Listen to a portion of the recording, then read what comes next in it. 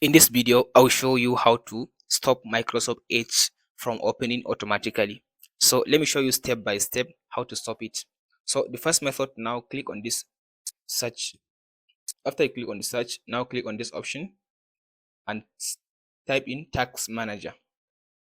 Tax, so as you can see now, here is it now, Task Manager. So open this.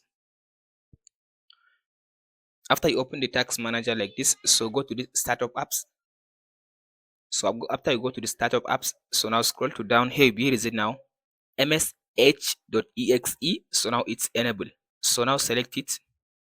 After you select it, now go to this and disable this one. So after you disable it, now it will not open automatically. So the next method now to follow, or next steps, so now close this one. So now go to the settings again. Now go to this and search for settings.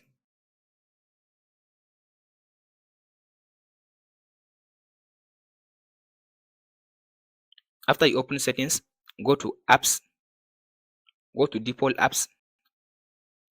Now go ahead now and search for a browser that you want to change instead of using the Microsoft Edge as your default browser. So let's say you are using the Microsoft Edge as your default browser. Now you don't want to use it.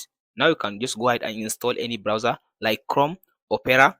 So if you install the browser on your PC, just search for the browser, let's say Opera.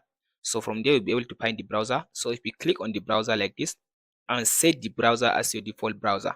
But if you don't want to change the Microsoft Edge from your default browser, so by following the first method that I showed you, it will stop the Microsoft Edge from the opening automatically. And that's it, guys. If this video helps you out, don't forget to like, subscribe, and share.